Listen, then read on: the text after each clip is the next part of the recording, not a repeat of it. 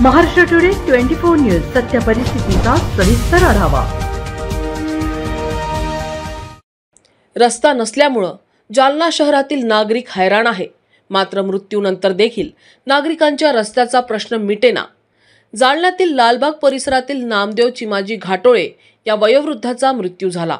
मात्र आता मृतदेह अंतिम संस्कारासाठी कसे न्यावे असा प्रश्न परिवाराला पडल्याने अनेक तास घरात पार्थिव शरीर तसेच पडून राहिल्याने नागरिक संतप्त झाले असून यावेळी नागरिकांनी स्थानिक आमदार नगरसेवक यांच्यावर संतप्त झाले असून गेल्या 2 महिन्यापूर्वी आमदार अर्जुन खोतकर यांनी या रोडचे भूमिपूजन केले। मात्र अद्यापही रोडचे काम झाले नसल्याने नागरिकांनी म्हटलं आहे की नागरिकाला तर सोडाच, मात्र अंतिम संस्कार करण्यासाठी पार्थिव शरीर कसं न्यावे हा देखील प्रश्न येथील परिवाराला पडला असून येथून बाहेर पडण्यासाठी एका छोट्याशा गल्लीतून तारेवरची कसरत करत पार करावे लागते।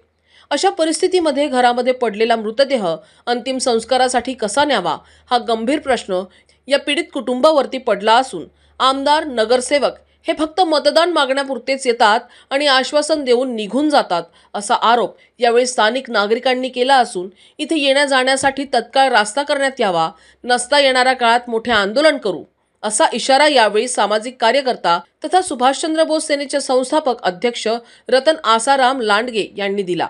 महाराष्ट्र टुडे मराठीसाठी ब्युरो रिपोर्ट विलास गायकवाड, जालना।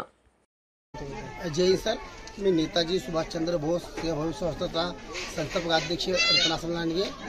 आज दिनांक 25/2025 या रोजी आज सोमवारी या रोजी आज माझे आजोबा नामदेव चिमाजी घाटोळे यांचं आज निधन दुःख झालेलं आहे। यासाठी आम्ही सगळा परिवार इथं आम्ही त्यांच्या मौतीसाठी आलेलो आहे। पण इथं सगळे जे नागरिक आहे या गल्लीवाले सगळे जमा झालेले गोळा झालेले आहेत आणि प्रश्न पडलेला आहे की जर मौत आपल्याला करायची तर त्याला 4 खांदेकरी लागतात। तर 4 खांदेकरीला त्याला ती मौत उचलायला इथून जायला जागा नाही आणि ती मौत करायला जागा नाही। तर हा प्रश्न आता हा गंभीर प्रश्न स्वरूपाचा आहे। तर हा सगळे समाज इथं जे गल्लीवाले समाज लोक आहेत ते हट्टी झाली फिक्के झाले की आपण ही मौत न्यावा करून जागाच नाही त्या मौतीला। तर त्यांनी सांगितलं की इथं आमचे जालन्याचे आमदार अर्जुन भाऊ खोतकर हे येऊन ते रोडचं उद्घाटन करून गेले। तो खोदकामाचा टिकास मारून गेले आहे, पण तरी पण आता इथं रोडची सुविधा नाही, अजून रोड झालेला नाही। गाडीचं कसं काय, पण एका माणसाला जायला सुद्धा जागा नाही, ती मौत कशी उचलते ती। तर आमची अशी विनंती आहे की तात्काळ तिथून तर त्या नाल्यापर्यंत हनुमान घाटपर्यंत सिमेंट रोड करून देणे तात्काळ करावा। कारण की आता दुःख कोणाला विचारून येत नाही, सगळ्याचे कोणाला दुःख आहे, सुख आहे, म्हातारे कोतारे आहेत, कोणी वाढते ते मौतीला कुठून न्यावा। अन्यथा आम्ही इथं जिल्हा अधिकारी व नगर परिषदेवर आम्ही कडकपणाने उपोषण करू व मोर्चा करू अशी मी एक मागणी करतो। आणि ह्या समाजाला तुम्ही